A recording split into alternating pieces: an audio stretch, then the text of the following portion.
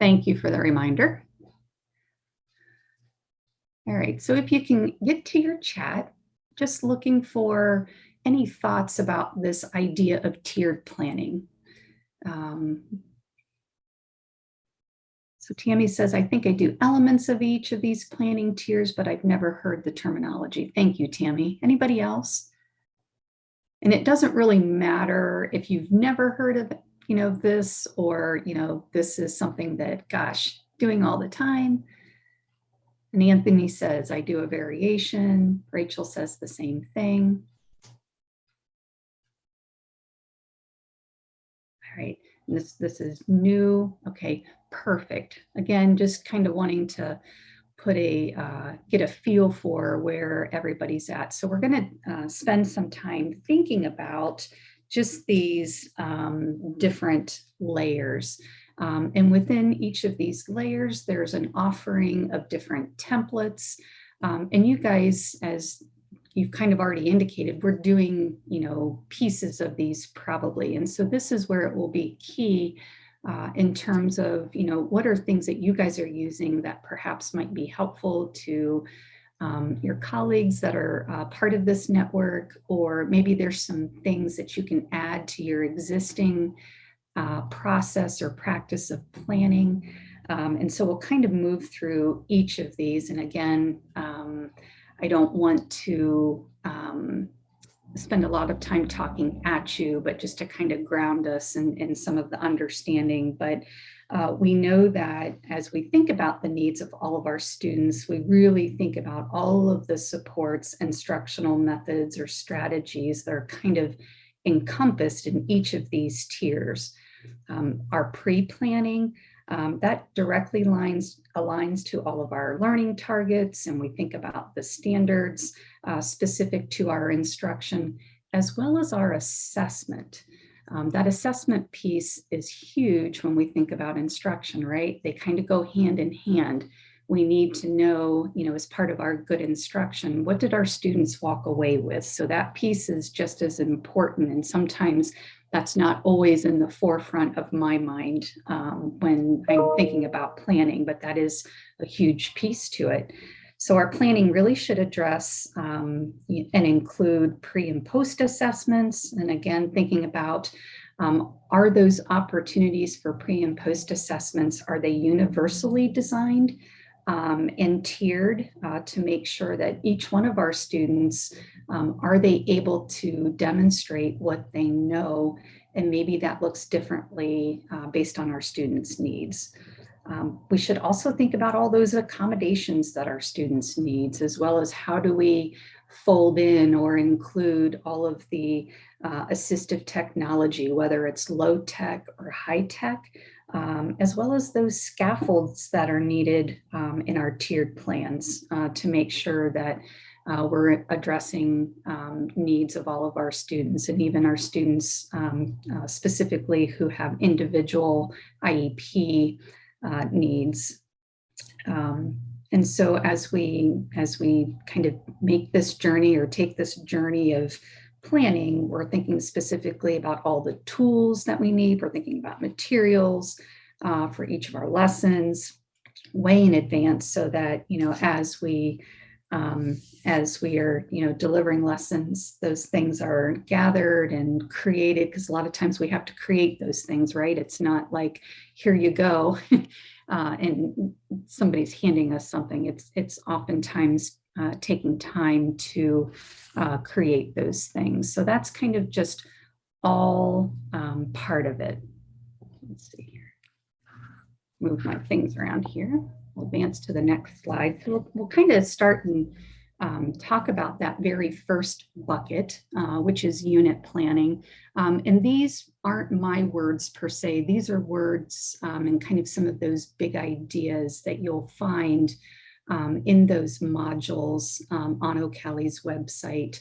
And you can kind of see the little graphic in the corner around unit planning. And this is kind of the base, right? It's the first of the three tiers or first of the three layers of planning that are needed and really help us lay the groundwork for that high quality instruction that we're making sure that we provide. So we can think about the scope and sequence, specifically around these thematic units that they refer to. They identify that science and social studies standards, those often are so rich with topics, and they really have potential when we think about special interest, hobbies, and really these functional applications that we're able to tap into through our planning. And they also help to promote social and collaborative opportunities and skills. So, again, as we think about planning, oftentimes thinking about those two domains are important when we're planning. They mesh well as themes, and we think about, that student engagement piece, specifically when we're planning activities, and how we can fold in then our other content areas like literacy and math. And you'll kind of see this captured in some of the guidance that they provide outlined for this specific process. They talk too about how these units of study will help us to kind of bring together standards across different subject areas into these meaningful clusters that really merge this academic learning with that real life application, especially when we think about some of our students and some of their more intensive or challenging needs. They help us plan for an academic year by organizing all of these units of study into a month-by-month plan for scope and sequence, and then all standards within that grade level or even grade band. We know what we want to do as part of this process is to make sure that all of those standards are accounted for at the completion of this layer of planning. So having said that, thinking about those of you who are with us today, how many of you, and you can just throw a Y in the chat, and we're a small enough group, if you have some reactions to this, you can even unmute and just share that way. But how many of you have multiple grade levels in your classrooms currently?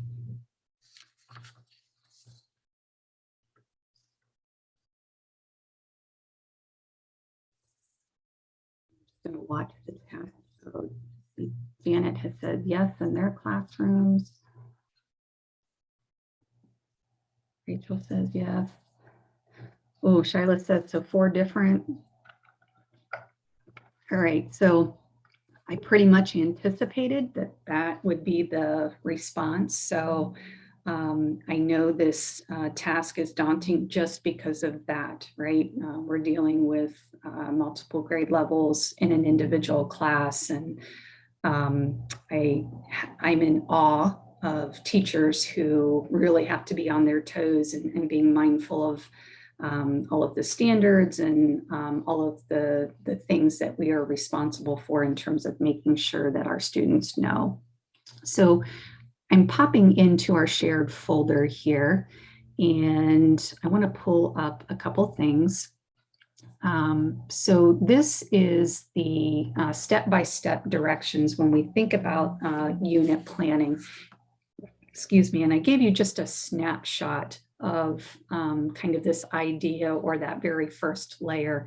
And what I'm going to have you do just individually on your own is kind of skim through this unit planning or these steps of unit planning. And I'm going to scroll through here. I don't want to read to you, but it spans through page 3. And I'm going to have you stop right here at the tiered planning just to kind of get a feel for the process that they kind of refer to in this guide.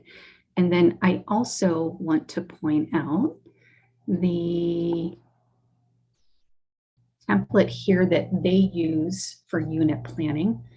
Again, this might be something that you're already using. I'm not sure for each one of you if this is something that you're currently using, But then this would be the actual form that they have referred to on Ocali's website, but there would certainly be other templates that you could be using. But this kind of goes along with that process or that unit planning guide. So as you're kind of reading through there, if you want to take a look at this template too, that might help as well, put color to the picture. So I'm just going to give you about, I don't know, 5 minutes to kind of quickly skim that and just to get a feel for what's in that document. And hopefully I'll go back and I'll pull up the other document just in case you can't or you're not in a good place to pull this up, depending on where you're at here. If you want to read it directly from my screen, you can do that as well.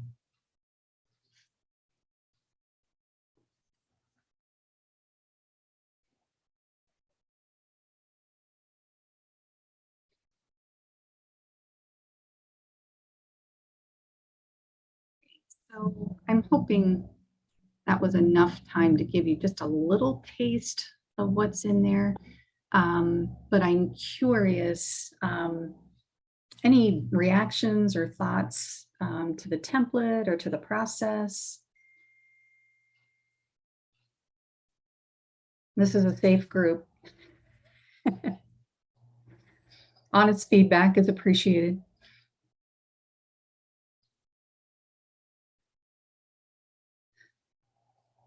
I think one of my first reactions of going through this and, thinking about, and I believe this was even on our mentee, thinking about curriculum mapping or a pacing guide of sorts when we're really laying out the school year so we kind of know specifically what's going to be before us for the whole year.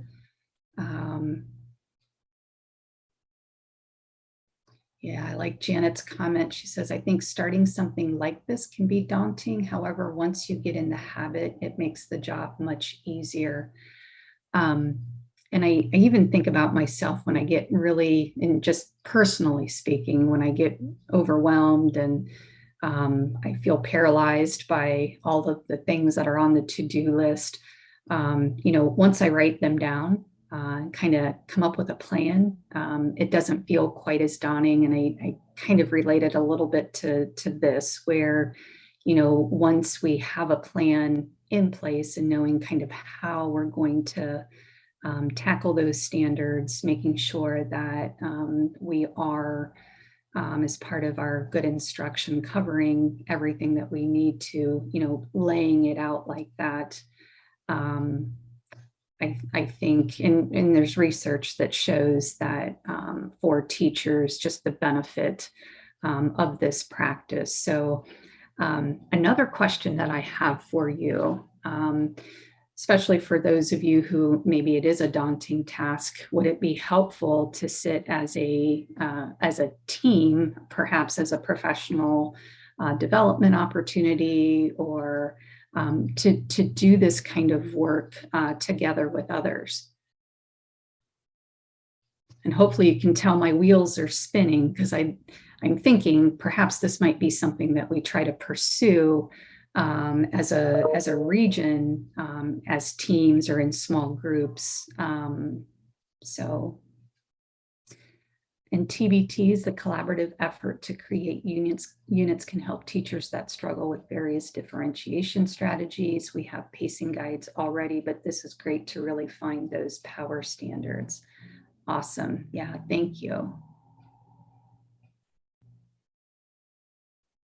There's also a 3-year planning cycle for those of you who have students who, we're talking about multiple grade levels and making sure that we are mindful of students not receiving kind of the same activity or the same lessons year after year. So there is a rotation of planning that spans multiple years. So that level of planning also is available, or a template on Ocali's website. So But yeah, for sure, this takes time. This isn't like one of those things that's going to happen in a couple hours, right? It's a lengthy process. But again, once we put in the time or the work, then that's something that can be with us or stays with us in terms of year after year. That might just need to be revised or tweaked. So anyhow, just wanted to share that. As an intervention specialist, it definitely helped me to sit on TBT's watching pacing guide development. Thanks, Anthony. Yeah, so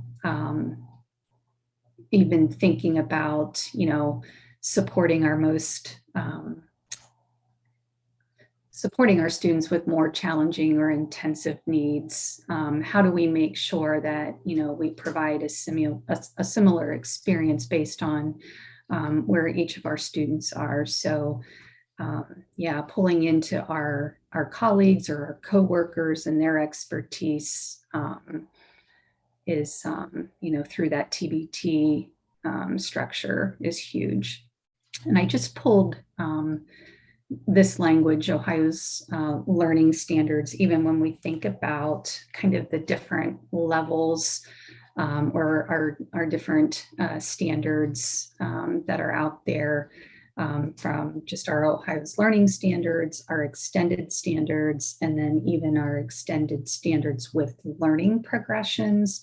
And I'm not quite sure how many of you are using those learning progressions, but I wanted to take just an opportunity to kind of point those out. And I would be curious to know if you're using learning progressions, if you would put a Y in the chat or make a comment in the chat. But we know that our standards, that's what's giving us our learning targets, and that we would be embedding as part of our units of study, as well as in our tiered lessons when we think about all of those, that tiered support system that we find in our planning, as well as our daily plans. And that's really what's going to drive our instruction as well as our assessment. And then, of course, that next layer of our extended standards, those as well is going to help in designing our instruction as well as our assessment, specifically for our learners who are taking the alternate assessment. They're directly linked to each of the grade level standards. They're can be used as part of or as an entry point into grade level learning targets. They are modified or a modified range of targets, and that we're only using those learning targets by our students who are alternately assessed, which is that direct measure of those modified outcomes. And then those extended standards just help to provide kind of that range of complexities for those established targets, and really allow for or provide that opportunity for growth over time. And then when we think about our learning progressions, that can really help as we think about our planning process. So, when we think about these learning progressions, it's those sequence of skills that are linked to those learning targets that build base skills, as well as engagement as learners are making progress towards mastering each of those standards or learning target. We know that the learning progressions are actually a companion to Ohio's learning standards and the extended standards, and really help the teacher as well as the learner provide clarity about all of those specific embedded skills within each of the standard, because we know when we start unpacking those standards, there's lots of those specific skill sets that are within each of those standards. So I just wanted to point those out here, that those are also on OCALI's website. And I believe there's a direct link on ODE's website. And I see there's some comments in the chat. Bear with me here. I want to capture those. So Tammy said, I used them extensively in the past and they've helped a lot. They helped in parent conferences so I could show parents where their kids were in the whole progression of learning and they could see the steps towards the goal. Absolutely. Yeah. Thanks, Tammy. Anybody else using the learning progressions?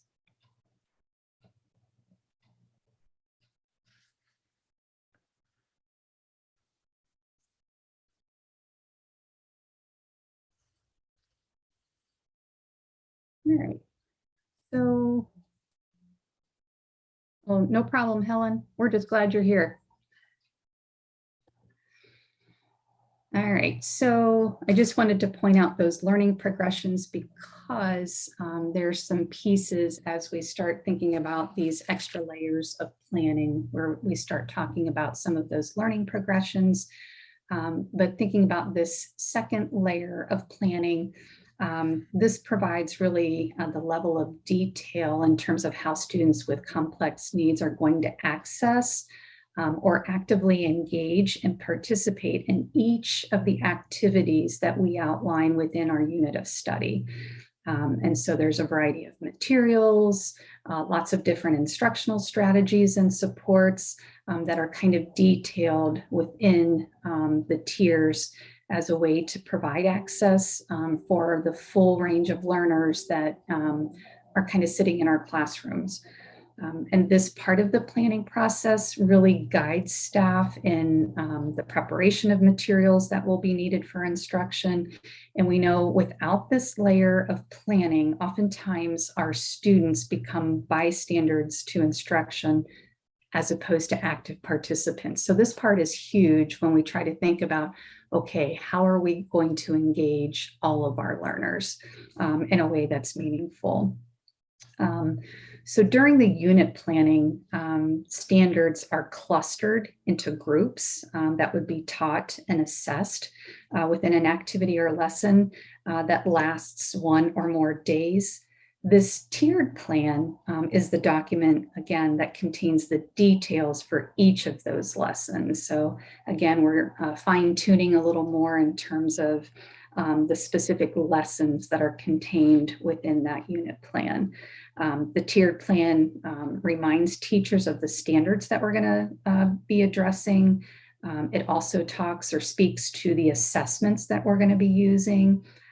Also the kind of outlining the flow of the lesson and all of the information or details around what materials, our technology. I remember in the Mentee, somebody mentioned technology, and all of those instructional strategies that we're going to use to ensure that our learners are engaged and they're participating in daily instruction as well as our assessments. Oftentimes I will hear staff, and even when I was a director of special ed, even sometimes hearing conversations, based on that vendor protocol, they're not going to be able to participate in that assessment.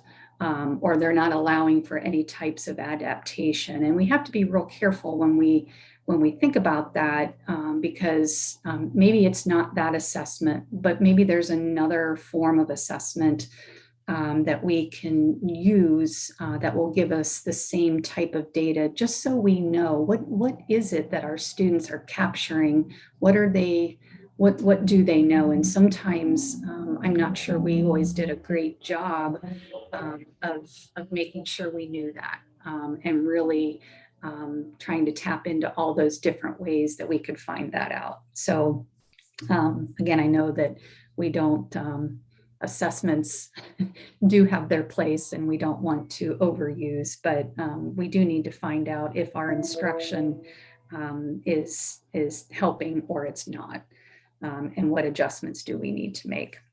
But also that tiered plan contains a section as well for IEP goals. So that's kind of another aspect.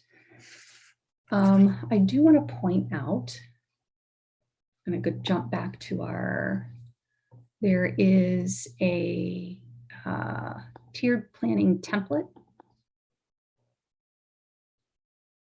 that you can kind of navigate through.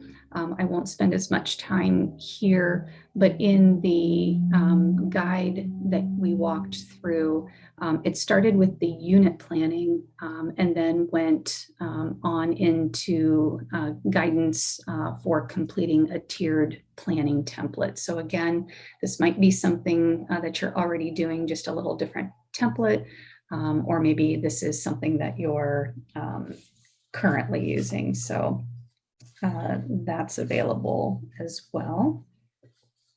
And make sure here, I'm gonna go back here and mention there's two other handouts I want to take just a minute to talk about.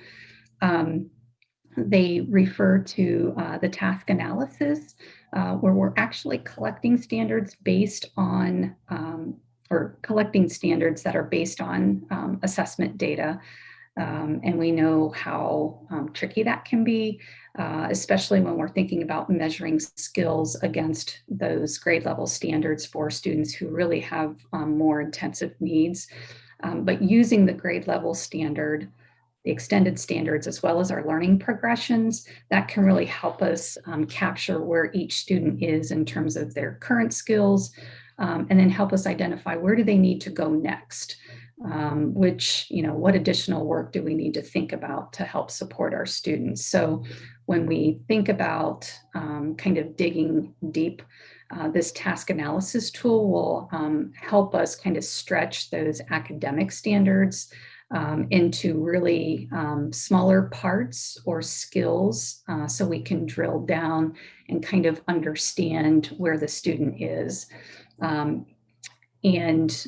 This information, as we complete this task analysis, that will be used to help inform that tiered planning template that I had just pulled up. So this is kind of another piece to that in terms of information. And the other nice thing about this is this information then, or document, can actually be used to help us identify levels of performance and specific skills when we think about our present levels and our IEPs.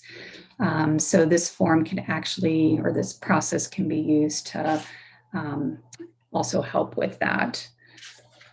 And I already talked a little bit about that tiered planning form, but again, it's just another process or way for teachers to track the standards, again, for each of the activities that were aligned in our units.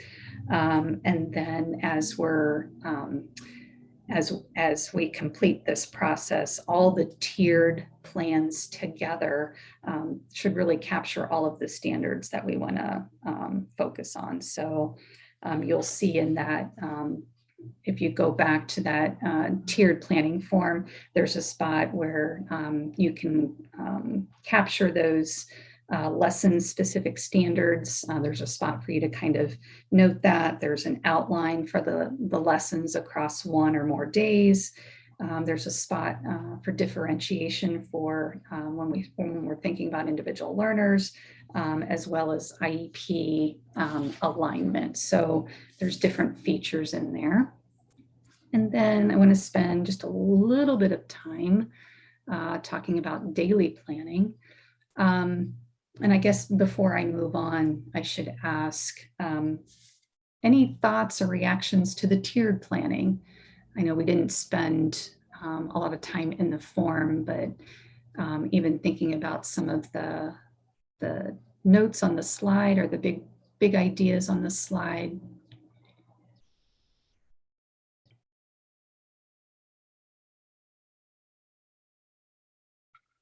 Again, daunting, right? There's a lot of layers here. All right.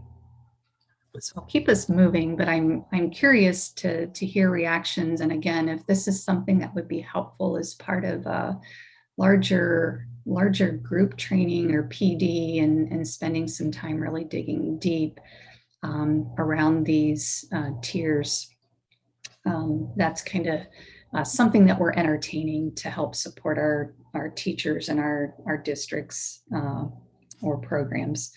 So daily planning, this is the third layer. And again, we've captured some of those big points or big ideas in the slide. So our daily planning, of course, is outlining the flow of our daily schedule, how lessons are going to work throughout our school day. We kind of include who's going to be involved. So we think about our staff, and it includes our student-specific schedules, as well as all of those different service providers who the student may be interacting with. So really thinking about all aspects of that student's day. And we know that daily planning is a good way to track assessment and documentation needs. And then it gives us an at-a-glance evidence of balanced literacy integration. And this was one of the points that I thought was important that they included.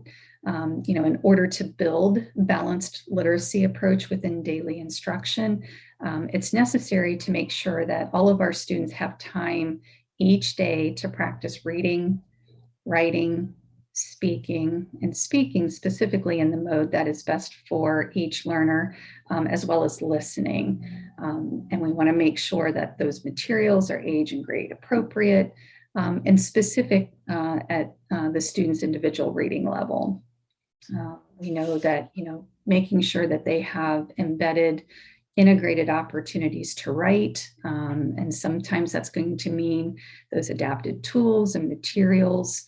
And we want them to be able to enjoy text through listening. And do we give them opportunities to self-select, some of those preferred accessible texts, right? Sometimes, often in our worlds, it's so teacher directed because we have so many things to accomplish. But providing them with choice and preferences is a huge aspect. I think those are the big things. But again, just really thinking about the schedule for each day of the week. And it includes, transition times. So pop into the shared folder, there is just a sample of daily lesson plan. And I'm curious to know, for those of you, talk to me about, if somebody's willing to share, what does lesson planning look like for you?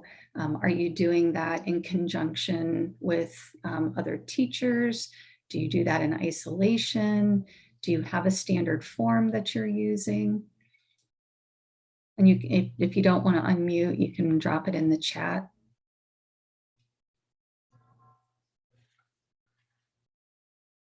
Got a quiet group this morning. I'm teaching geometry for the first time ever this year. Okay. So I'm kind of spending a lot of time kind of piggybacking off the regular ed teachers to kind of learn a little bit more about it. But I do so I take what they've started with, and then I kind of rework it to fit my kids. But it's it's definitely an interesting process. Yeah, so you've got content experts that you can tap into, right? Right. Kind of help think about this whole planning process, and then thinking about your individual student needs to kind of adapt for them. Perfect. Do you have I'll pick on you just a little bit. Do you have a form that you use to document, or is it something like this, or tell me about that? It would be, I guess in a way it would be similar to what's there on the screen. It's not doing a minute by, like, it's not showing a minute by minute schedule of how it's going, but it's more, but it does show a daily plan of I'm going to start with this as a like a 2 or 3 minute exercise, and then we have we'll do kind of weekly exercises too, where the students are practicing a certain skill every day, and then kind of so on it, like throughout the class, it just builds and gets a little bigger. That makes sense. Yeah, it does. Awesome. Thank you for sharing. I appreciate it. Mm-hmm. Anybody else? I see a lot of this kind of breakdown in my kindergarten through fourth grade classes, but Okay. as you kind of get older, the lessons get a little broader and there's not much detail. There's not much detail on the timing of everything, but I mean, I do see this kind of breakdown in more of my K4 in both the general education classrooms and in my intervention classrooms. Okay. Thank you. Do you just because you're, would this be something helpful in terms of even just thinking about some of this tiered planning aspect? Is that something that you see being of value to your teachers in terms of sharing some of this, or do you feel like some of this they're already doing? A lot of them are already doing it, but they wouldn't, if I showed this to them, they would run away from me. Right, okay. But I think that they already do it. They just, they don't document it that same way. I do, however, I was looking more at the tiered planning. I think a lot of them would benefit from really understanding tier planning and not putting so much emphasis on the intervention specialist to provide that tiered planning and that tiered instruction. When you asked earlier, anybody thinking about that, that's kind of, I was going to make a comment, but we moved on. So I just typed slow. So Oh, that's fine. but yeah, I really felt like more students are in that like bystander location, rather than actually participating in the lessons, and are needing more emphasis from the intervention specialist to bring them to that participation, the participant area. But I do feel like the tiered planning would be beneficial a lot for my general education teachers. I think that portion right now has stood out the most to me. Okay, perfect. Thank you so much. We're, just like you guys are doing in districts, we're kind of gearing up for what will next year look like. And so I'm very curious in how we might use some of this content or these modules moving forward with teams of teachers. So thank you. Anybody else?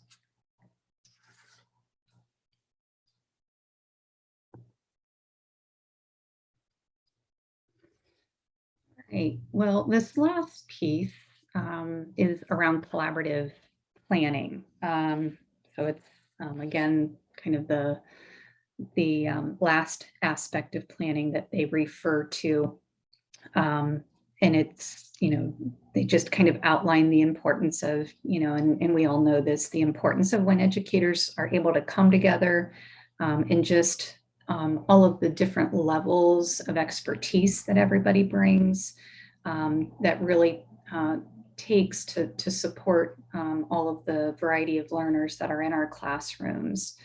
And we know at the center of good instruction should be age, grade appropriate content that's aligned to each subject specific standard.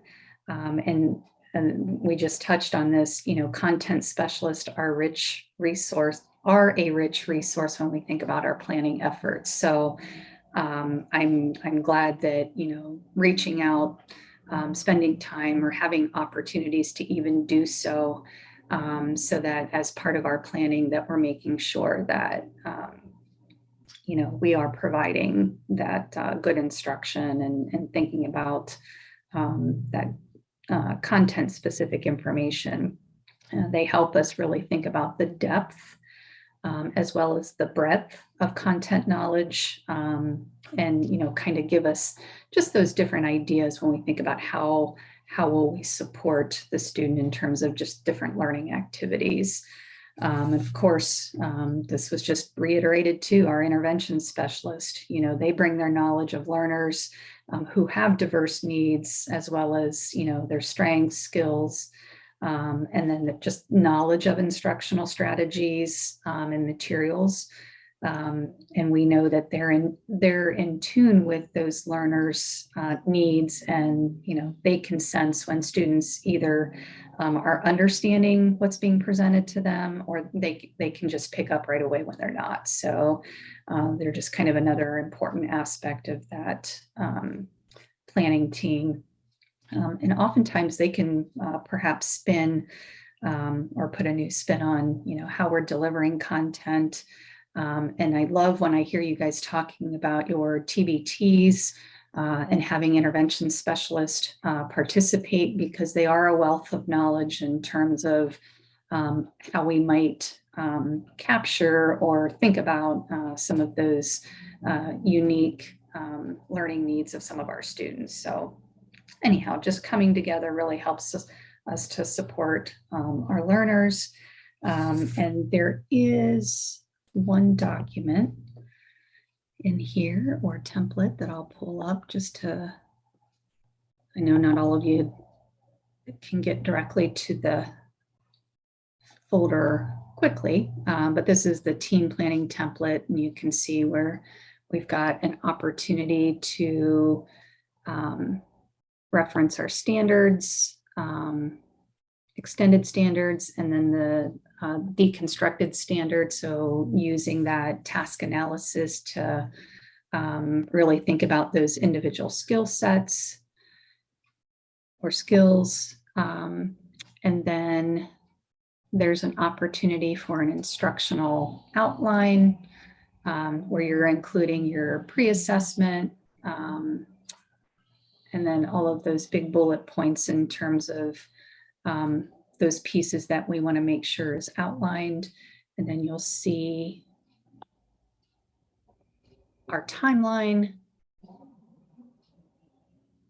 And then thinking about how we're making sure that each one of our students is able to access the general curriculum. So they refer to the tip-to-tip pre-planning, and making sure that first and foremost, are we planning things that all students are accessing when we think about universal design? Do we have multiple means of representation? Do we have multiple ways that students can demonstrate what they know? So thinking about those aspects of universal design. And then there's a column there for differentiation, thinking about individual student needs and what tools may need to be identified, and then individual thinking about IEP supports, whether it's assistive tech,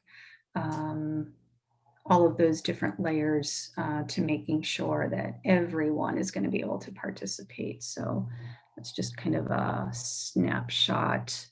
And then there's a spot to identify, we may have a student who's on a reading improvement and monitoring plan or IEP. So there's a spot to indicate those individual learning goals.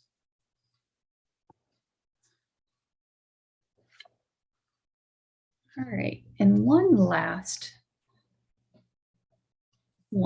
thing, and then we'll take a stretch break. I did put in one last document here.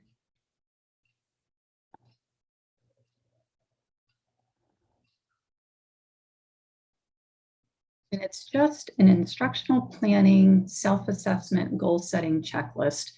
And I thought I would give you just 5 minutes in a breakout room just to maybe talk about some of these areas, or just have some discussion about these different levels of planning. You'll see that it's broken down into the different, there's step 1. Sorry, I'll probably make you dizzy. There's the tiered 2, tiered planning, goes on to how we align standards as part of our tiered planning. There's daily planning, So I thought I'd give you just an opportunity to maybe have some discussion around that self-assessment tool or just aspects that are embedded, and just to kind of get a feel for what's happening in other districts, programs, classrooms. So I'm going to go ahead. How are we on time? It's 9:05. How about I'm going to put you in a breakout room for just about 7 minutes. Just have a brief discussion about the tiered planning and your thoughts, and then we'll come back together and have just a brief discussion and take a stretch break, and then we'll get ready for Tammy. All right, so let's see here. I'm going to stop sharing here. And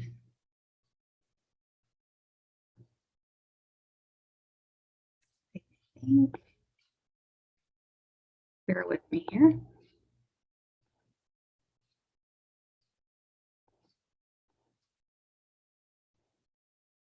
All right, here we go. And again, just have a conversation about, kind of what we just went through. If you want to use that tool as kind of a discussion or discussion prompts in terms of that language, that's fine too. So, all right, here we go.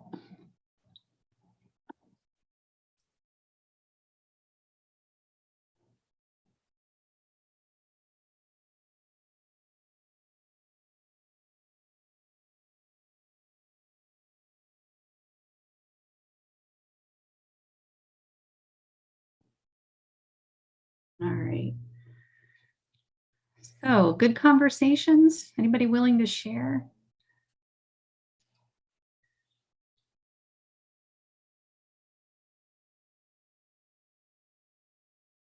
I picked Anthony's brain about how you work with, especially math. Math is a challenge for me, and how he plans it and how he actually teaches it. So thank you for that, Mr. Mallory. Yeah, thank you. It was a fun conversation. Can you guys hear me now? Huh? Okay, great.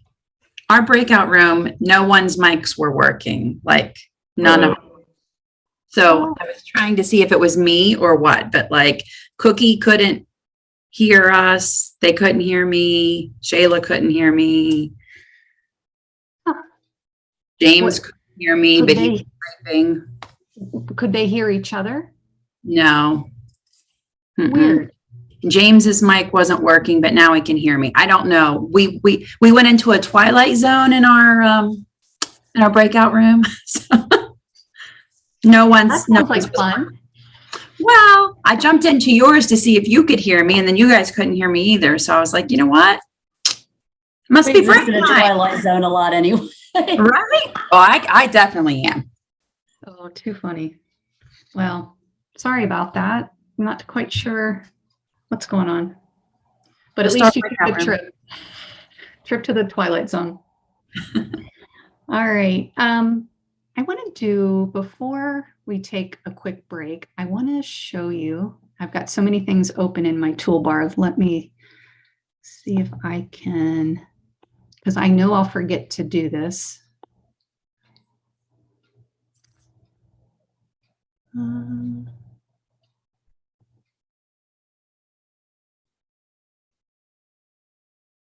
Might have closed out. Oh, here it is. So you'll notice in these modules, regardless if we're able to provide something regionally for teachers, one of the nice things about these modules is, of course, they're self-paced.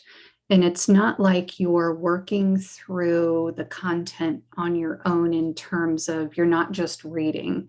It's Shauna Benson, who is the director of the Center for Diverse Learners through Ocali. And for each chapter, what you'll find is the supporting research. And there's all different kinds of downloads And then the other, in this particular chapter, which is chapter 6, I haven't gotten, they just published these in August, and I haven't gotten to navigate through all of it deeply yet. But one of the things that I would point out is we talked a lot when we talked about on day 2 as part of coming up with a mode of communication, making sure that every student had an established mode of communication no later than 3rd grade, and really recognizing the importance of that.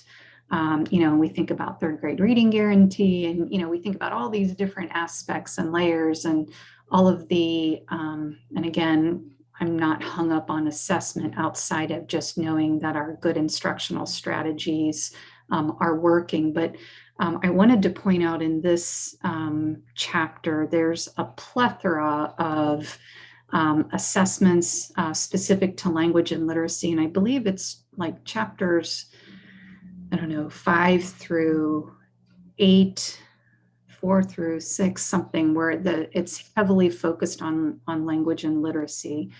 So you'll see a bunch of different supporting assessments that would be more appropriate for some students that might replace some of the things that maybe we couldn't do traditionally with some of our students. So I wanted to point that out here as well.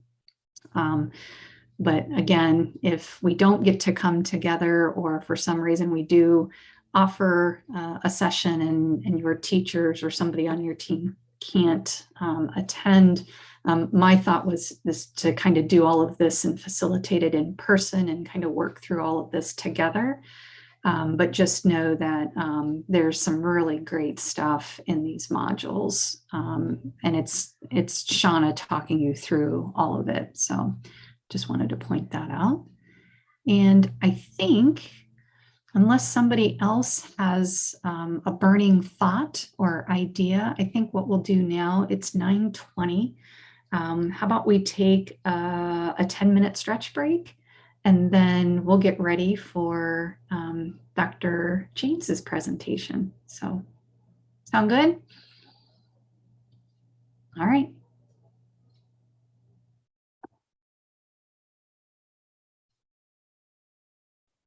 See you back at 9:30.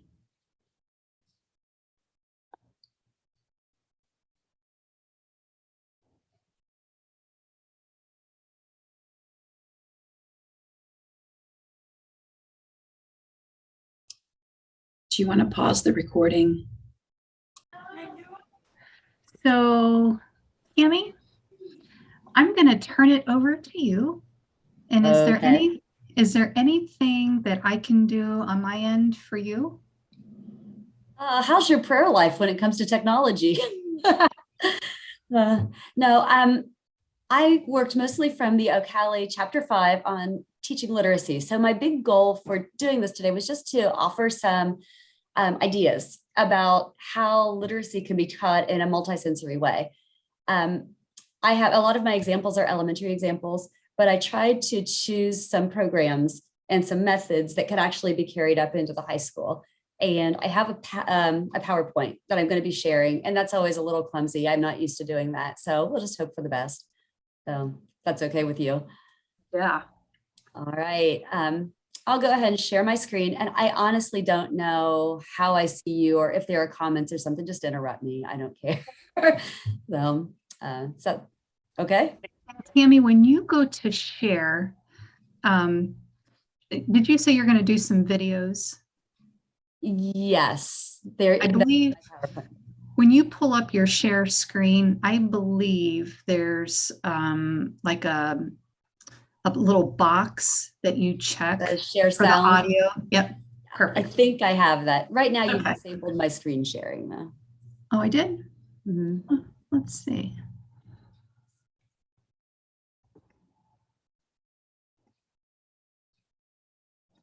Sorry about that. I didn't mean to. That's okay. You should be able to now. Let me try again. It was funny. Just as we started this morning, we had a power glitch where I am, and all the electric went out. So, all right, let me check and see what my screen sharing does. I want to make sure I have the sound on. All right, I think we're good. You can see my screen now? Yes. Wait a minute, that's not what you're supposed to be seeing though. Ah, this is what you're supposed to be seeing. Give me just a second, I'll have this. There we go. I think we've got it now. Yep. All right. So I've gone a lot off of the Untitled Chapter 5 on literacy for students with complex disabilities. And going into this, I guess the big issue is that there is such a range, a huge range of the students we see in our special education classrooms that are considered severely disabled or have complex disabilities. And those kids can range anywhere from IQs of 70 and below, although we don't really use IQ as a standard anymore. But I guess there were a couple things I wanted to kind of point out as we got started as far as literacy and standards go. We all know that the Education for Students, ESSA, my brain went blank, but it provides that we need to give a standard-based education to all children, regardless of the severity of their handicap. It also requires standards-based education and assessment, which Holly talked a little bit about. But I just wanted to give a little bit of a disclaimer in the area of presumed competence that I think you guys talked about in the first chapter. We have to go into literacy teaching with the mindset that every single kid in our classroom can benefit from literacy training, and they can go farther than we ever would have imagined. But because I was a teacher that did not know this when I started, it caused a lot of tears. And so I wanted to give the disclaimer that there is a very small subset of children who have profound multiple disabilities. And those kids, although we don't recognize them educationally, they show up in the DSM as individuals that likely have an IQ of 20 to 25. They may be functioning on about a 2-year-old level of development.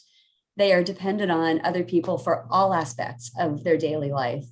And these kids, this very small subgroup of kids, are in a sensory motor stage and are possibly pre-symbolic, but very possibly asymbolic.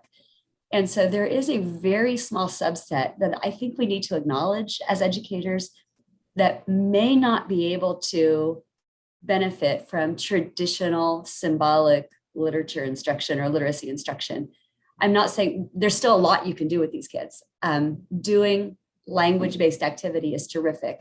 But I know that as a teacher going in, I had a couple kids on my caseload who were in this most complex, most profound level of disability. And I was trying to teach standards. And it was a very, very rough experience. Once I became aware that there is a small subset that you can't do traditional literature with, or traditional literacy, I became much more comfortable meeting the children where they were. And I think that comes up to, hang on, how do I change my screen? There it is. There is a Supreme Court case in 2017, and it kind of bridged the gap for us.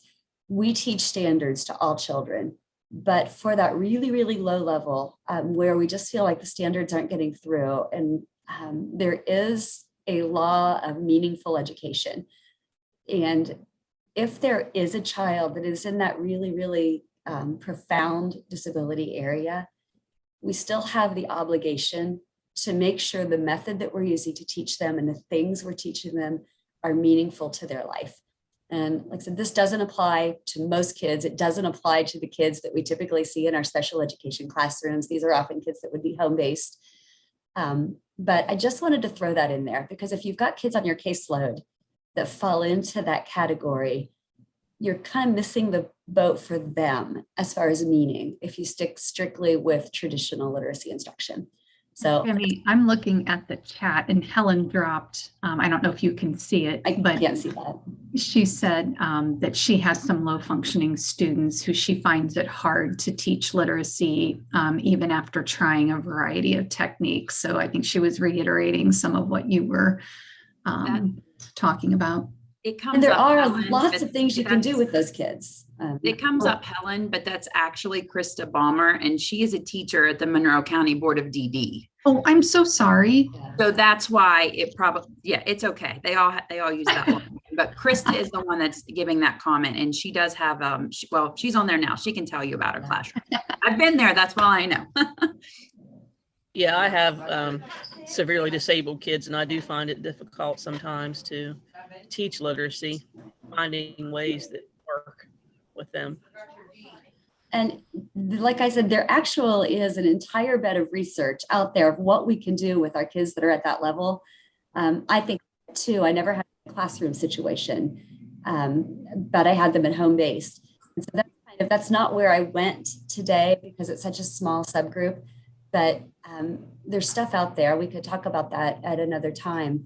I do, the first little girl I'm going to show you, and I do have parents' permission to share these videos, is a little girl that would probably be at that level. But the reason I wanted to show it, let me go ahead. I'm still trying to figure out exactly how to change my screens. This little girl's name is Aubrey, and she came to us as a kindergartner from a DD facility. And I wanted to introduce you to Aubrey because the entry point for literacy for all children is building an interest in literacy. And I'm going to just admit to you, I can't see my notes, so I'm going to get rid of you all. I can't see you anymore. But no matter how low a kiddo is, there's usually an entry point. And for Aubrey, for this little person, she was not able to chew. She was not able to hold or grasp anything. Her communication was very limited to just a lot of yelling. But our inroad for her was that we found out that she did listen when we read stories to the kids. And so for kiddos like this, you have to find the inroad for teaching literacy. So I'm going to show you a little bit about the pictures and the videos I'm going to show you cover the about a 1.5 year period of time. So here we go. If I can, here we go. Are you able to see a little girl sitting at a table? Aubrey, do you want more story? Should I read more? Yeah, what? But now, Aubrey, should I read more? we should have some morphing into hats. Right here. Away. Do you want more story? But not green. Yeah.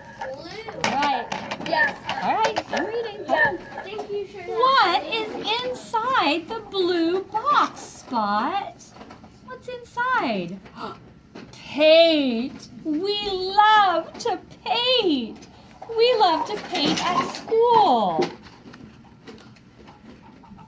Aubrey, do you want more story? Do you want to read more? Do you want to read more?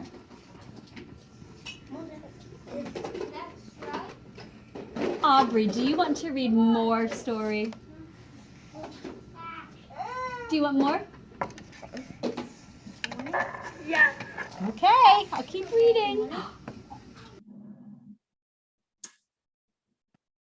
Okay, so in that, whoa, I just completely lost everything.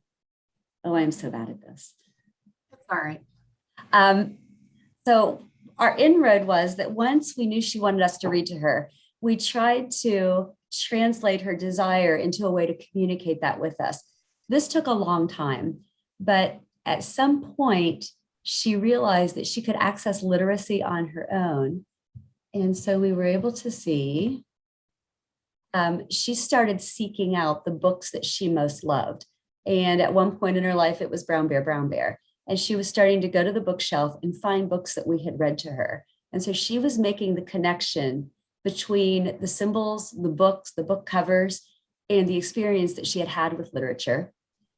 And we finally moved on to, we found her this way one day, and she was starting to imitate the things that she saw us doing with literacy. I always wear reading glasses when I read to the kids, and she found them. And you'll notice that in this picture, the book is actually right side up. She's looking at the pictures. She has my reading glasses on because she had somehow picked up that that's what you do when you read. And so I was able to share this email with her mom at the end of the year that kind of shows where we went with her literacy in that first year. Tammy, we lost your screen. Resume slideshow. I'm so sorry. Let's see. I don't know if you're still in screen share mode. Yeah, I will make sure. Hang on. It's all right. I apologize, you guys. That's all right. Our screen. Nope, I was not there. There we go. So like I said, after, let's back up just a little, right there. She started taking an interest in books, still didn't know how they worked. We got her to this point where she was starting to engage in literature. And then this is what I was able to share with her mom. Yeah.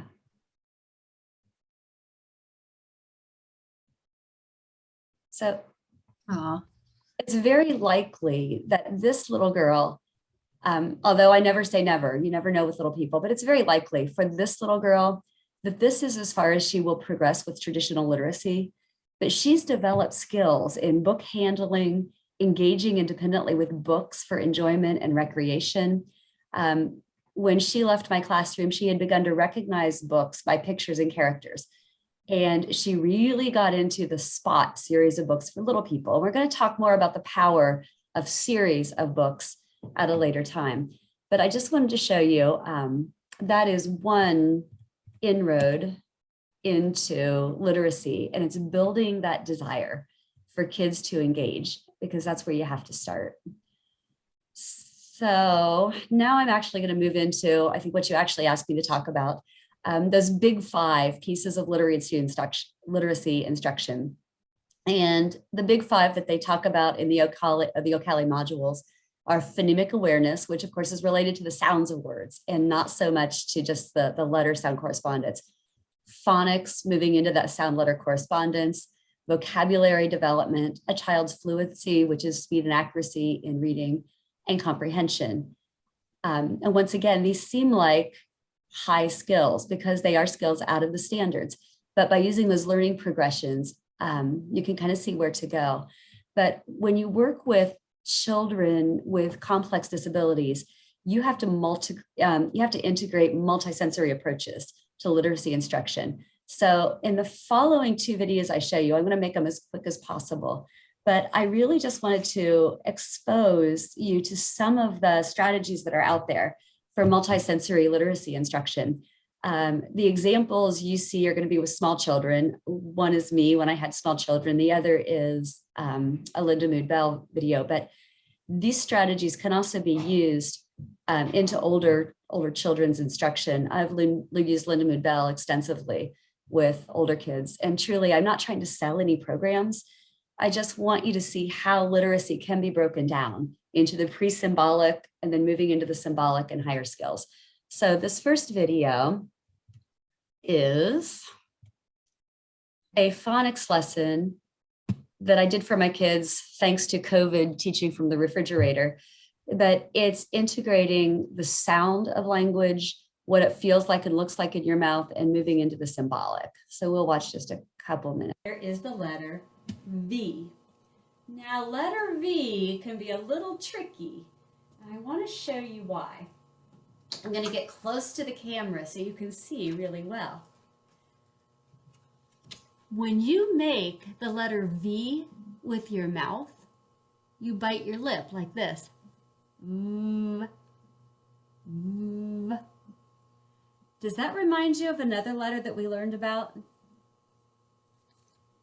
When we learned the letter F for Fireman Fred a long time ago, we learned that F is the letter that you bite your lip.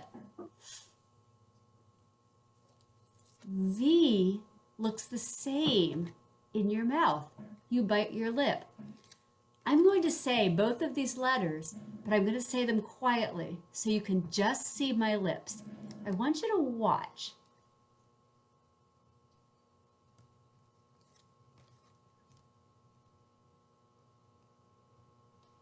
They look exactly the same.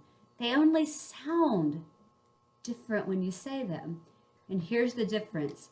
When you say our fireman Fred F, you just kind of whisper it through your bitten lip. Go. You can see my hair blow a little bit as you puff the air out. But when you do our brand new letter, whose name is V, you get your throat involved. I want you to bite your lip and put your hand on your throat, that part that we said moves or vibrates, and feel it. Do it with me. Go. Do you feel your throat vibrating? V almost has a little point going down to it, pointing to your throat, because to make the sound of the letter V, you have to bite your lip. Okay, that's probably enough of that. We move from teaching the children how the letters feel to actually building words with those. Most children at the kindergarten and first grade level in my multi-disability classroom were able to spell and read vowel consonant vowel words, or excuse me, consonant vowel consonant words by using this. Every letter also has a symbol that goes with it. V was like this. And so as you see kids sounding things out in the classroom, you'll see, I don't know, can't think what I'm doing right now, but multisensory phonics instruction is a good way to start because they're feeling it, they're seeing it, they're hearing it. At this point, my kids were in a place where they could recognize letter symbols, but I'm going to take you now to a program called Linda Mood Bell. This is actually based on, there it goes. It's based on an Orton Gillingham. Let me stop this for just a second, where you can take children from the point that they have no knowledge of symbolic language, and you show symbolic language through a variety of methods. And I'm going to show you just quick clips of those different methods. But you saw me starting to teach the children what the consonant letters look like in your mouth. We had also done what vowel letters feel like as your jaw drops. Here's what the actual Linda Mood Bell system of doing this looks like. I'm going to skip around on this so you just see bits and pieces. Are we still okay? Can you still see?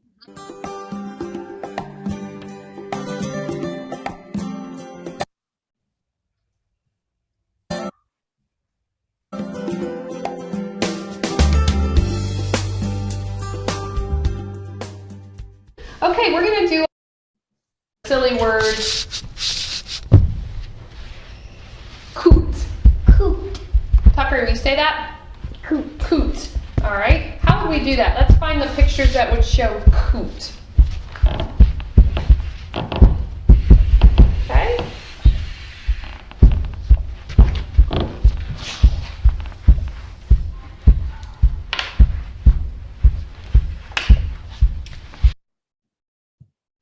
All right. Tucker, you're checking her work while she's finding her pictures. What did she choose for the last sound, Tucker? Coots. Have a seat, Jolie. Let's check them though. And see if it matches what I say. Oot. Does it match? You do it. Oot. Jolie, does it match Yes. what we say? Yes. We had our tongue scraper, a round, and a tongue tapper. But now we're going to make a change. Okay, so they can change those letters around and they can start this process of phonemic awareness, hearing the sounds in words before they ever are introduced to a single letter, or if they're going to be a kidho that is either pre or asymbolic. So it then moves into using colored blocks to, let's see if we can find her. There she is. Now we're going to show our sounds with blocks. Okay, so each block is going to represent a sound. So it could be any sound, but we're going to, and when the sound changes, Jolie, we're going to change the color of blocks. So watch this. Let me show you, Tucker. Put your hands in your lap. All right, and if I were to show ib, I would just choose two colors, ib. Okay, do you see? Now, but I'm going to tap it out, Tucker, ib. But we're going to make a change. Now we're going to change ib to oob. Oob. Go ahead, show me what you would change. Ib, oob. What has to change? Okay, Jolie, do you agree? No. No, why not? What happened? Because Okay, Tucker, you were right. There was a, hold on, there was a change. Something changed, so you were right that there was a change. But look, we changed ib, oob. Which block is different? this one. So what do we have to, so we're gonna trade this one in and Jolie's gonna add a new block. Now what do we have, Jolie? Could you show me? Oob. Oob. Now we're gonna change oob. Okay, so you always want to start with phonemic awareness before you actually have to move into phonics. This particular program can show you how you move then into the phonics with the introduction of letter symbols right around here. Up, s, and s at the end, okay? We're gonna practice making changes, and let's just real quick look at the ones we'll be working with today. We know these symbols are, Tucker, what's this one? E. And the sound? Eh. That's one of our smile vowels. I. Okay, what sound? I. Excellent. And Jolie? E. E, another smile. I should have done one other one. Okay, that's okay. So we'll put our vowels right there. And then just real quick, we are familiar with these symbols. Okay. Okay, and that would be our tongue scraper. How about this one? V. Okay, and is this a quiet or a noisy tongue? So now they're actually moving into encoding words, which again is in the typical learning standards for literacy. Once they move past this particular program, and like I said, I'm not trying to sell Linda Mood Bell, it's just one of those programs that can go through the progression. You can take kids all the way up into multi-syllable words. Let me see, that starts around here.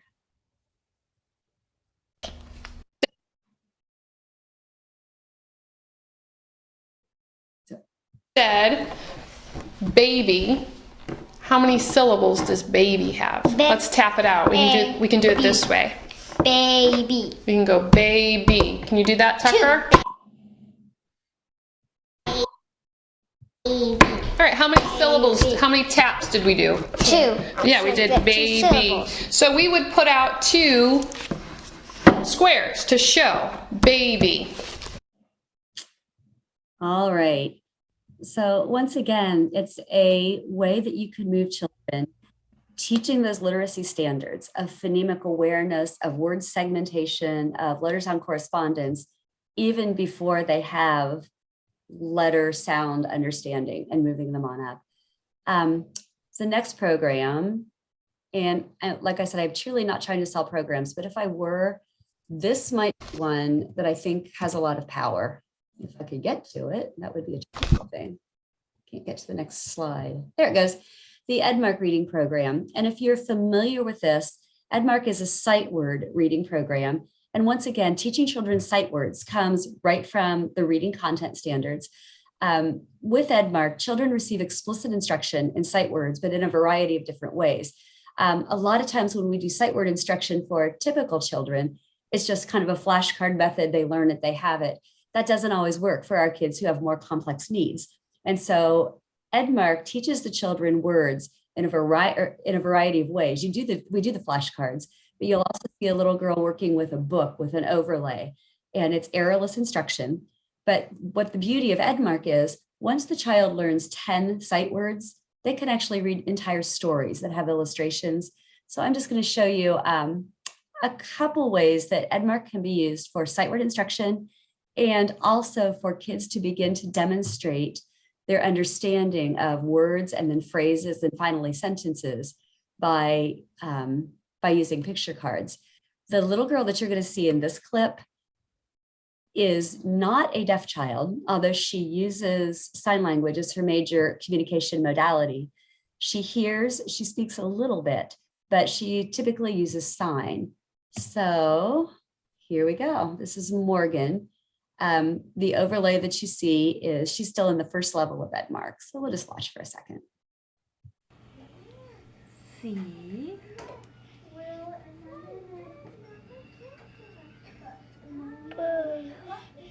A. Boy. In the airplane. Good job.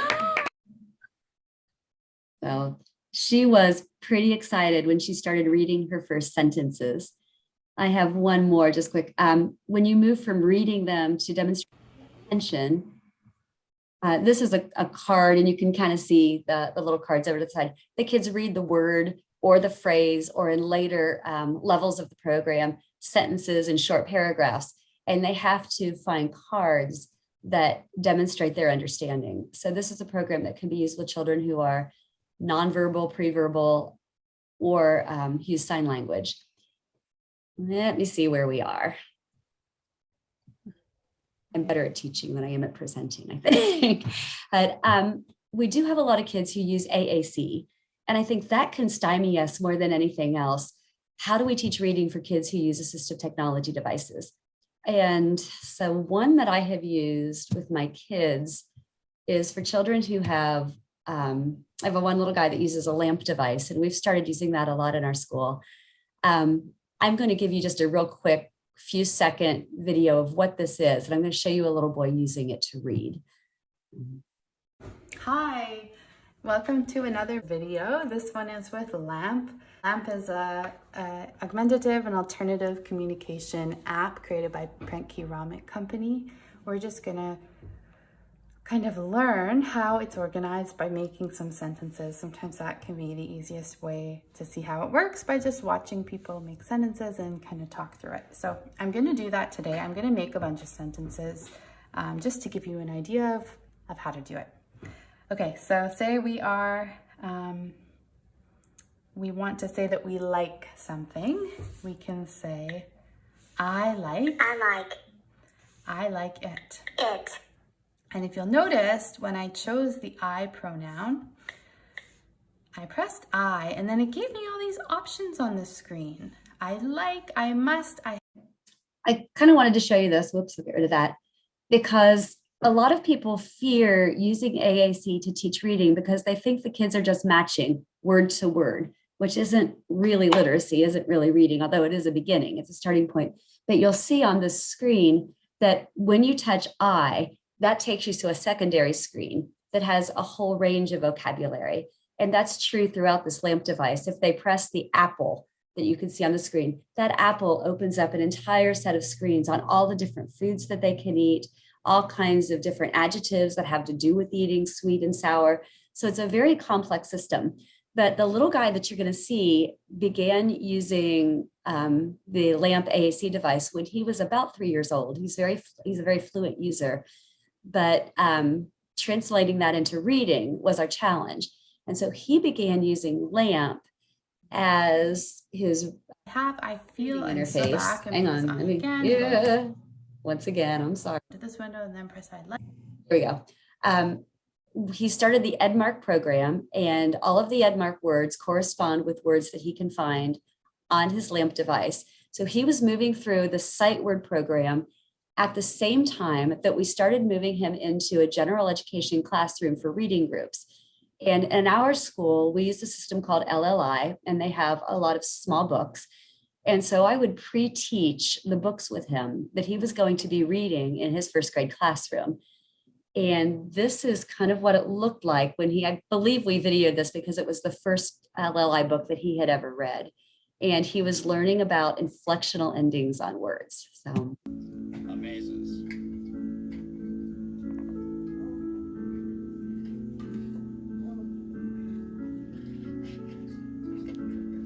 Airplanes are amazes.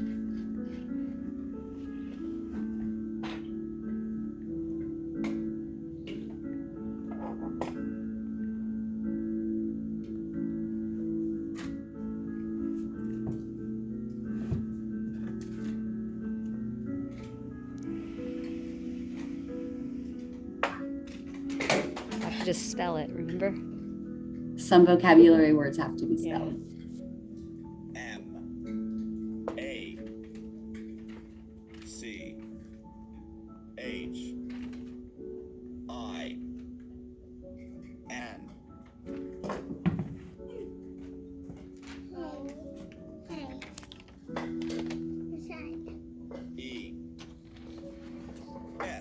Airplanes are Mrs. Machines.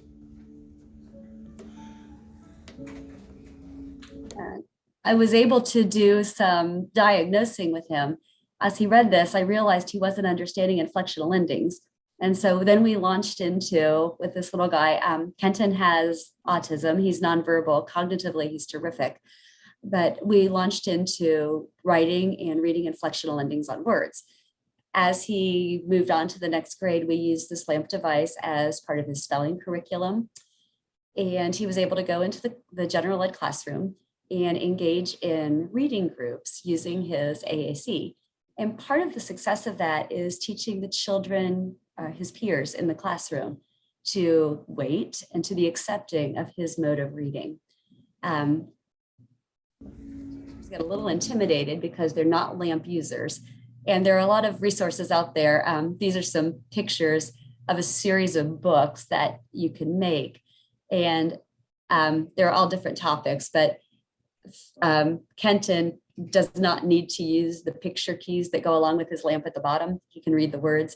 But if you are a teacher or a parapro or a parent who wants to read with your kiddo and you have no idea how to use the LAMP machine, they give you the pictures that go along with the words so that you can follow along or help them if they get stuck. So there are lots of resources out there for AAC users. Oh, all right. The next area that was in the big five was the area of comprehension skills. Once you get the kids reading, especially if they are nonverbal or pre-verbal or using sign language, it's hard to know what they're comprehending. And so I just had a couple suggestions of things that have worked very well. I told you at the beginning with the little girl named Aubrey that she took a big liking to spot books at the very early level. With older kids, I have used a series of books. We use Pig the Pug with our little people. With my older kids, my 3rd and 4th graders, I have used the Magic Treehouse series. And the strength of using book series with children is that the same characters show up over and over and over again. In this particular one, this was our classroom setting that we had for Jack and Annie in the Magic Treehouse book. Jack and Annie are actually little movable characters. And we talked a lot about setting. The beginning of every story started in their treehouse, and they actually had a visual for that. But we could take Jack and Annie and magnet them to our boards, and we could talk about their character traits.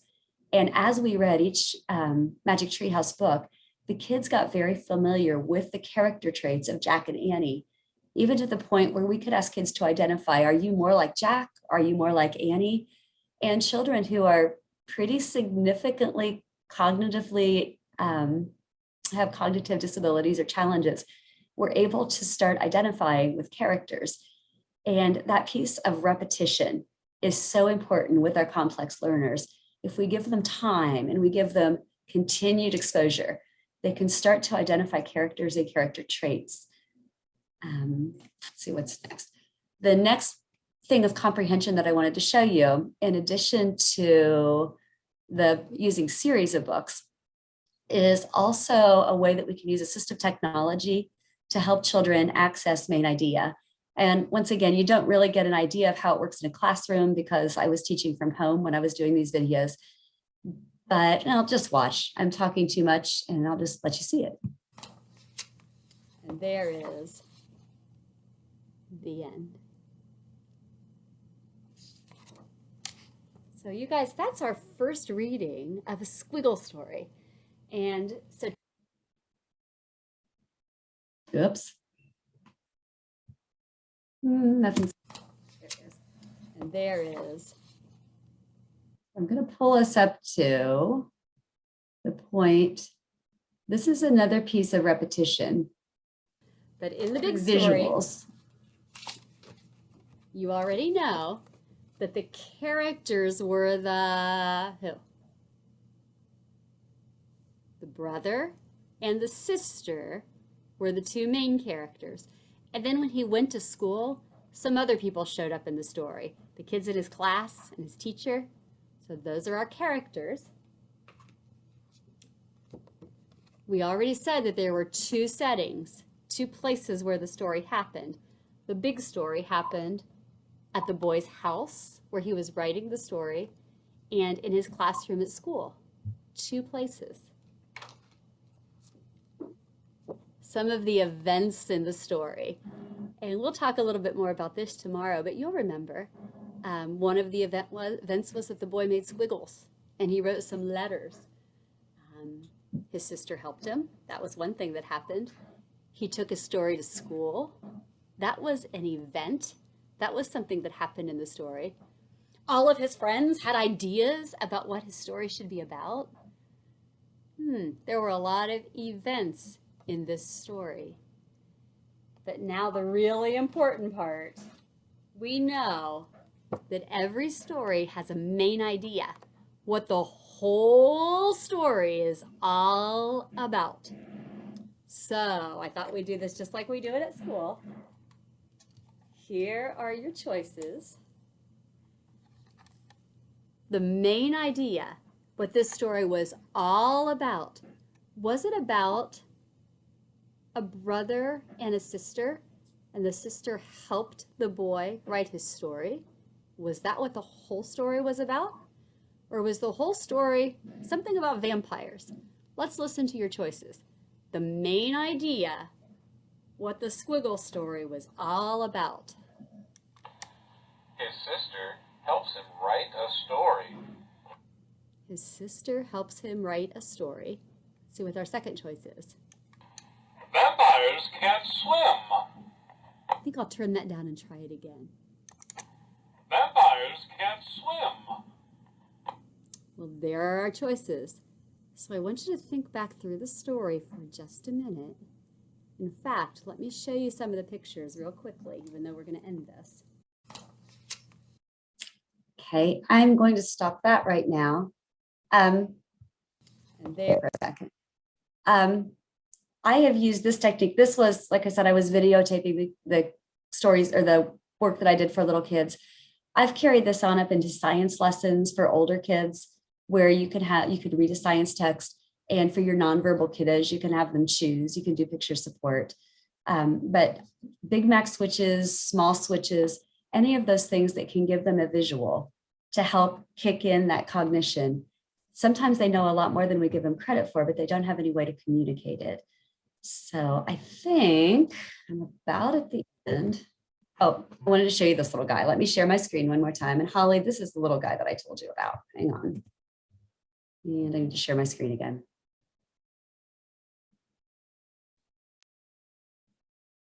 Are you seeing a C? Hello? Yep.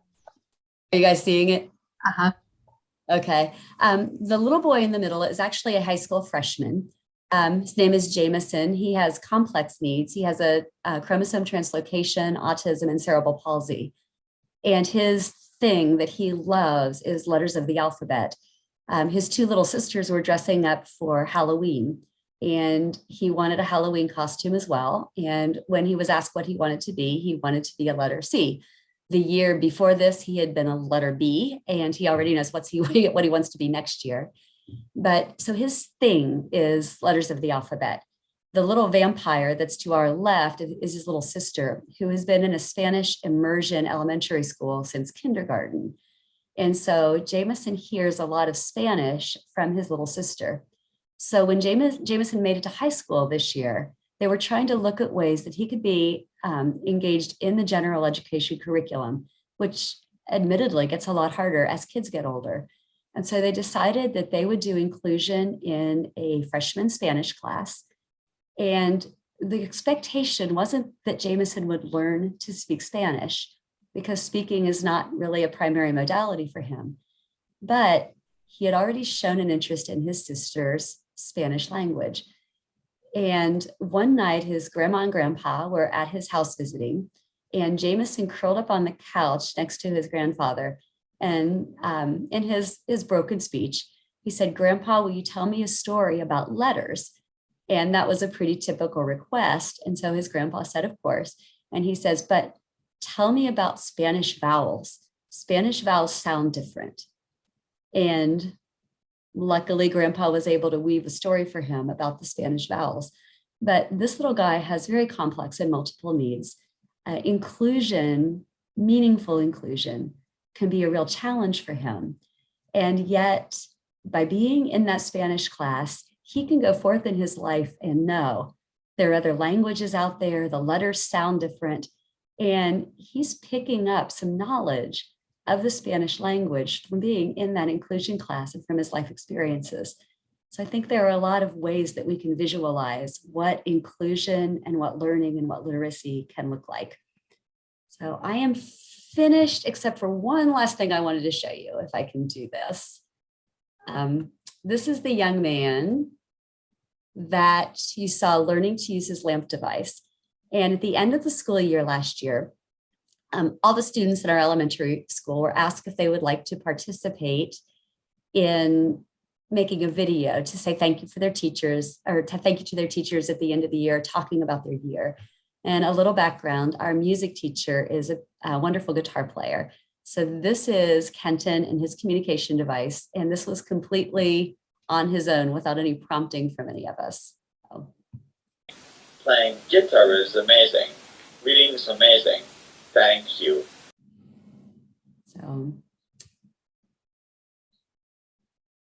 Holly, I'm not sure if that's what you wanted, but I really just wanted to share some of the possibilities. And it all has to start with the mindset that kids can learn literacy at different levels and in different ways, but we can move all of our kids with complex needs ahead on that spectrum of literacy by using the standards, by using the progressions, and by using lots and lots of different kinds of AAC supports.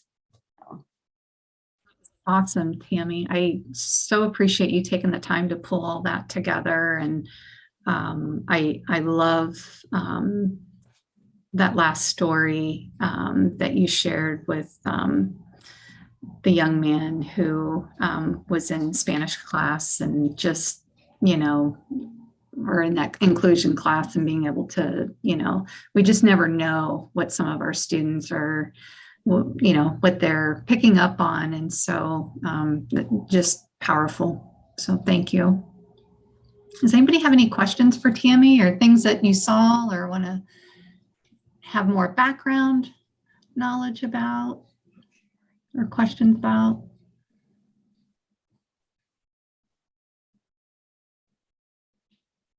All right. Well, thank you, Tammy. We appreciate you. I'm going to go to our PowerPoint.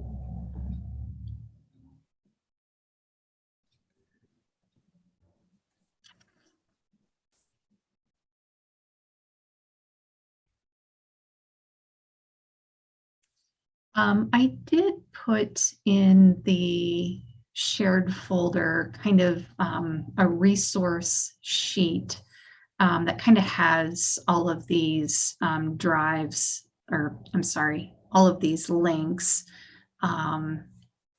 just so that, you know, if you're trying to get to them quickly or if you want to check them out later, you have one spot. And for those of you who are with us today for the first time, you'll have access to, I don't shut those, the links that you received for today's materials, those will stay open or remain open for you. So, but anyhow, all of these links are on the shared resource form in your, in the shared drive that we sent to you. And I just wanted to have, to give you more time to network and thinking about things that have been shared today, things that maybe you can use when you go back to your classrooms or to share. I know we've got some administrators or share with your teachers, but just, or even maybe more questions that you have or thoughts. So again, we try to be very intentional with providing time for you guys to just network. We can just leave the forum open. We don't have to go into breakout rooms if you'd like to. You know, some of these things we've kind of touched on already, but really just thinking about maybe some information that Tammy has shared, or maybe that has struck another thought or an idea. And again, just wanting to give you some time to do that. So do we want to go into breakout rooms again? I'm going to kind of leave this one up to you, and you can respond in the chat, or you can unmute, or if you want to I kind of bypass. think we have a small group, and it might be okay just to stay here so that we can hear what everyone has. Holly, I was going to kind of chime in and say, you know, something that's really important that I found, especially when I was teaching 4 grade levels at the same time, is really getting in tune with those gen ed teachers. And we all know that, you know, some of those teachers are much more willing to kind of work with our kids with complex disabilities than others. So find those teachers in your building and have some real serious conversations with them about, let's look at your curriculum mapping, let's look at your planning, and let's see what you have coming up that our kids can really take an active part in. There are a lot of opportunities that they can do that. So, you know, group work, obviously presentations, hands-on activities, movies. And I was successful doing this with one of our high school biology teachers for those same kiddos that, you know, we were kind of discussing today that might have only been at, you know, a 3-year-old level, you know, cognitively, but they could still be an active participant in that and kind of be enriched by the environment and have an opportunity to be with their typical peers. So don't be shy about reaching out to those gen ed teachers, and you'd really kind of be shocked on who really will be willing to work with you. The biology teacher that I worked with, he wasn't, I would say, the most popular with the rest of the staff. He kind of came across as gruff, but he had a real heart for my kids and was always inviting us to do some really interesting things, even gave up his planning periods multiple days to work with our kids. So, you know, don't let that resource go untouched. Thank you, Janet. Yeah, sometimes it's just finding that those few people who you know are responsive and will, you know, take that extra time, I guess. So perfect. Thank you. Anybody else? It took us time when we were trying to integrate the little boy Kenton, he uses the LAMP device, into a gen ed classroom. And we had to find a teacher that felt comfortable with including him and being able to take the time it took. So once you find a good one, you don't want to overwork them, but it's really nice when you find the teachers that are willing to take the time with those kids. That little boy actually is in 3rd grade this year, and he scored fairly well on the regular OAA tests, because we know that for most of our kids, we're not allowed to give an alternate assessment anymore. And so as we teach literacy, we have to really be gearing to, can they engage in those regular tests, because so few of them are now eligible for alternate assessment. You said something, Tammy, and I lost it that quickly. You made me think of something, and then I went on to another topic. Sorry. Oh.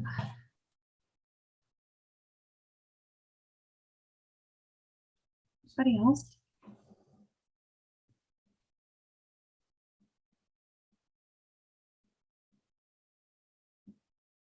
Oh, I know what I was going to say.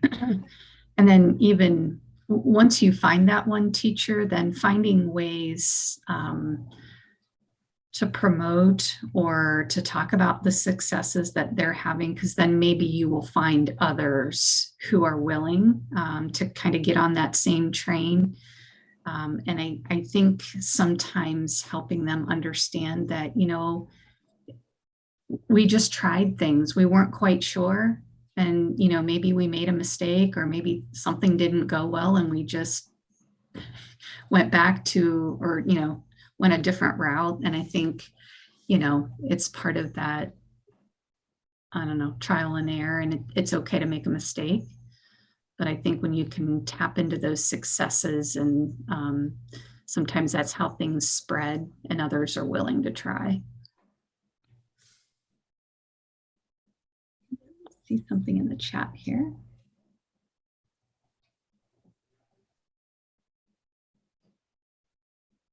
Oh, I like that idea.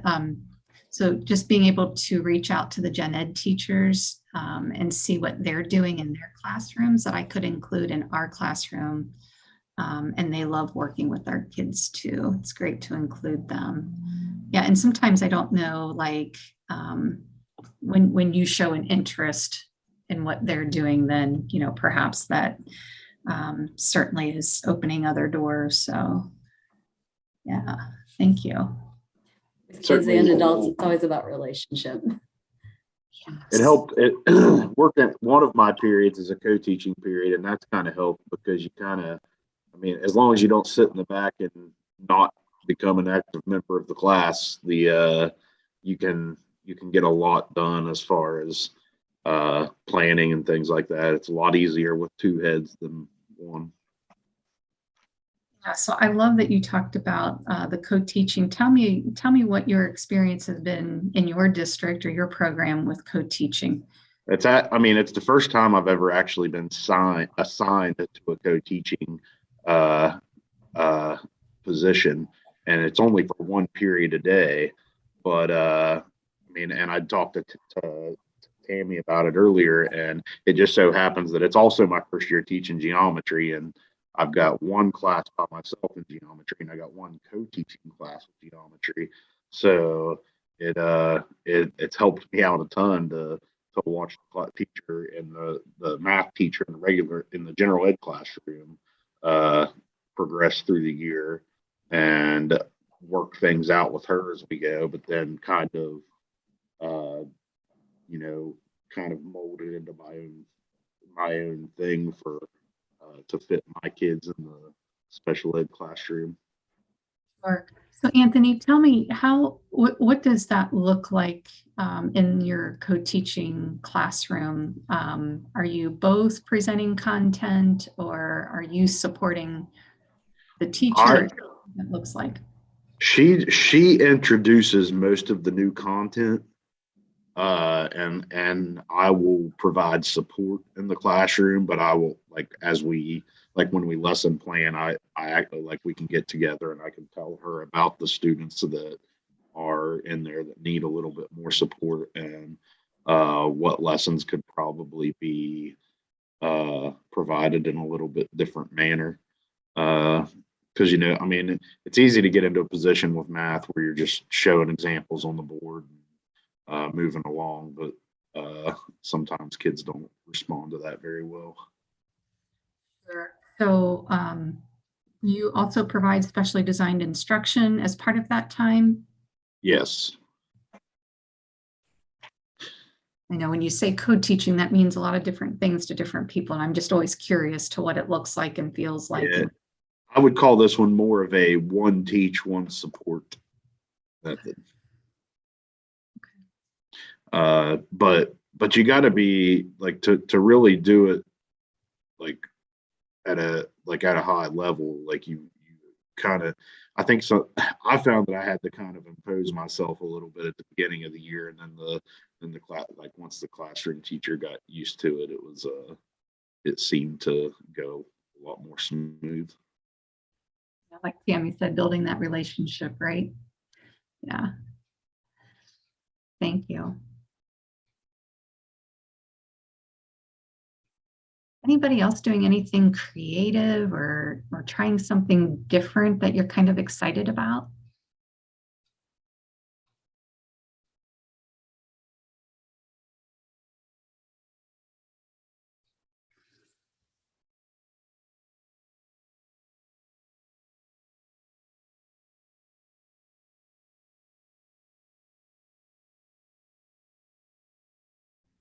Well,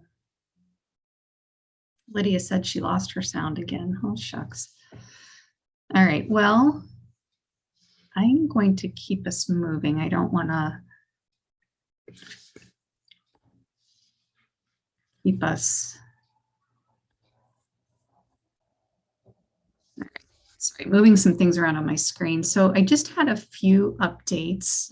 Of course, we know alternate assessment window, February 22nd through April 15th.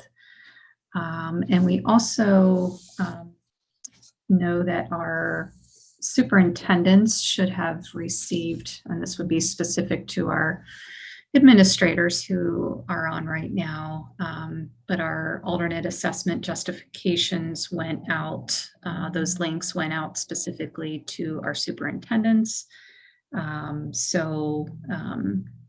Just know that hopefully that has landed with you so that you're helping to provide input to that.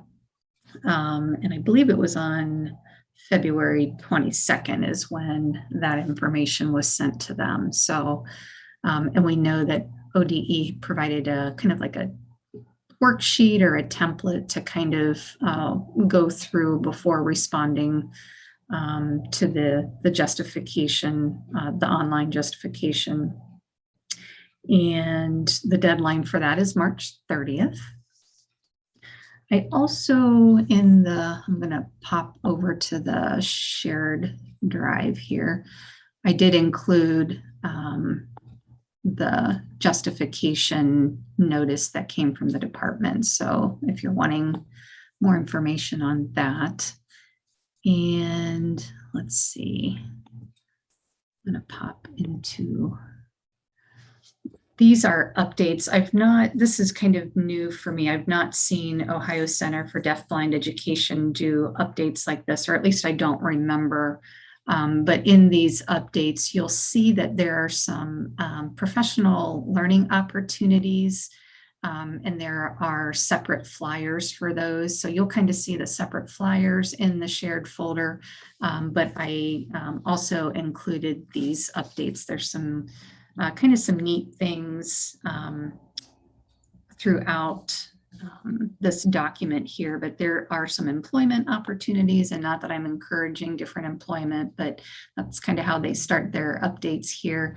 But then they talk about this parent retreat.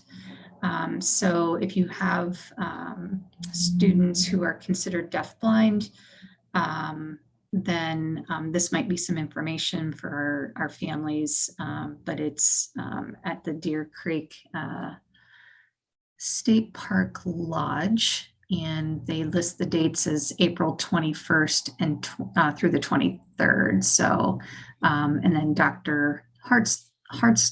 Hartshorn is the guest speaker. So looks like there'll be more information coming.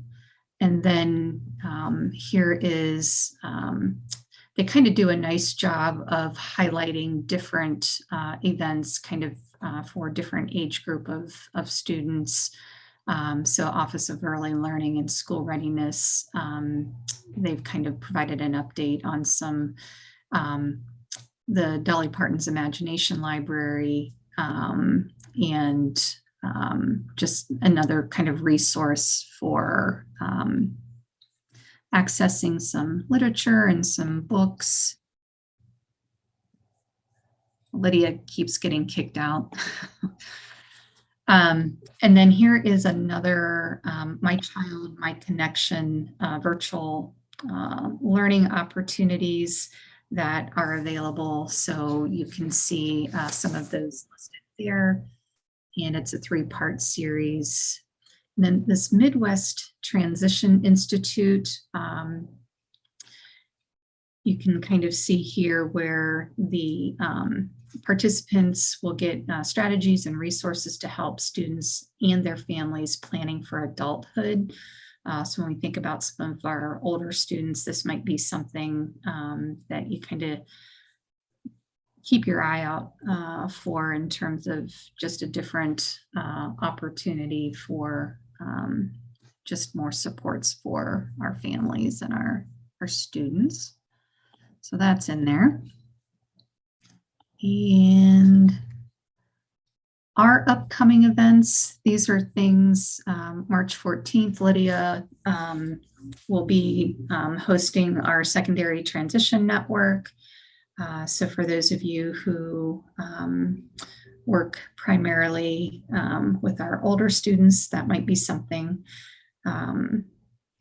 to put on your calendar. And then on March 16th, Anne Benninghoff, She is a previous intervention specialist. I think she does more consulting work now, and she's an author. How to Create and Deliver Specially Designed Instruction. So that's March 16th, and that flyer has gone out already. That'll be a virtual presentation. I forget which state she's out of, but she'll be chiming in from across the U.S. I want to say I don't know if it's Arizona. I forget. Anyhow, so that's a virtual opportunity, and that is 9 to 3. I know that's a long day on the computer, but that was the best way to have her present. And I actually heard her. She presented at another SST region last year, and just some good information I think would be helpful for our educators and administrators. And then we have an IEP lab scheduled in Jefferson County on March 29th. And then for those of you who are kind of new to the network today, we do a follow-up session, and it's just an opportunity for you to take any of the information that we share from these sessions and just kind of have another opportunity to collaborate or share ideas with the network, and that's 2 to 3. It's merely optional. It's not a requirement. So just know that that opportunity is available, and we'll send out a link closer to the day. And again, just another opportunity for you to network with your colleagues. And then on the 11th will be for administrators who are on the call, our combined special education and preschool director network. So that's kind of what's up and coming.